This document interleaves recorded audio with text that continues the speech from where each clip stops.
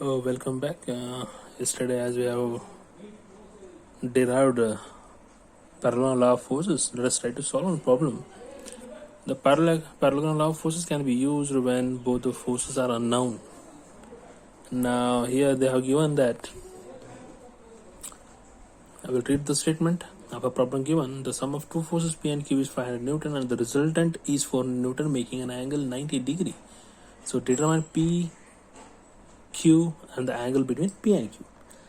Now, let us draw the figure. In this case, figure is not given, so let us assume this is P or this is Q.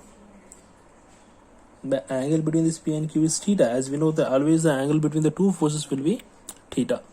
And here the resultant is perpendicular, and which is R, and the angle made by the resultant is 90 degree. 90 degree. So this is what given. So here we know that P plus Q is equal to 500 Newton. R is 400 Newton, where here alpha is given as 90. Angle made by the resultant is alpha. Please keep in mind that angle made by the resultant is alpha. Okay, we have a relation that R is equal to square root of P square plus Q square plus 2PQ cos theta, and one more equation is alpha. So I will write here as tan alpha is equal to Q sin theta P plus Q cos theta. So let's see what can be done with the available data we have. So here theta is I cannot make use directly R is equal to square root of P square Q square plus 2PQ cos theta, because P is unknown, Q is unknown, whereas theta is also unknown. So this equation right now not going to help us. So now the another equation we have is tan alpha is equal to Q sin theta plus P plus Q cos theta. So let us make use of this and try to get one more equation, because already we have one equation, that is P plus Q is equal to 500 Newton. So we need one more equation. So as we have two unknowns, so we need minimum two equations. Let us write here tan alpha is equal to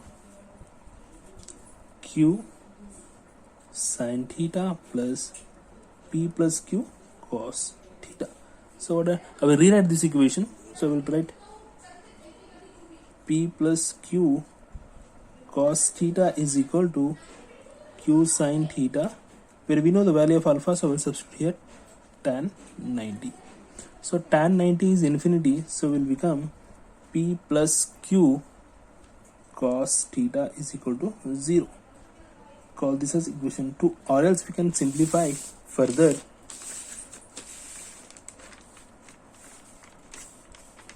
As we have got P plus Q cos theta is equal to 0. So here you can write Q cos theta is equal to minus P. Call this as equation 2.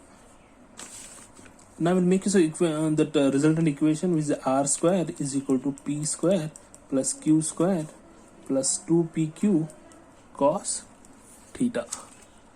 Okay, now in which R square we know that, which is 400 square.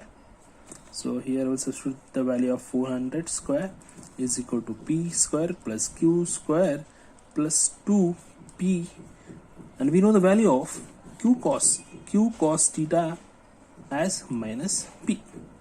So it is 16.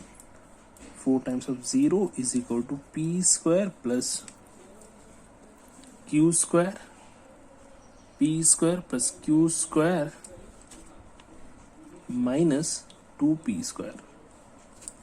So here it is 16. 4 times of 0 is Q square, 2P square plus P square is minus P square. So this can be written as 16. 4 times of 0 is equal to, it is in the form of a square minus b square. So a square minus b square can be a plus b into a minus b. So as we know, the value of Q plus P, which is 500.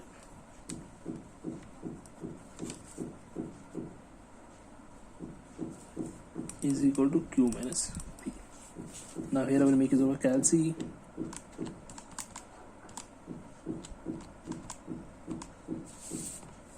So here Q minus P is equal to 320. Call this as equation 3. Now solve equation 1 and 3. We get P plus, so we'll write Q plus P is equal to 500. Now here Q minus P is equal to 320. This 2 get cancelled. 2Q is equal to 820.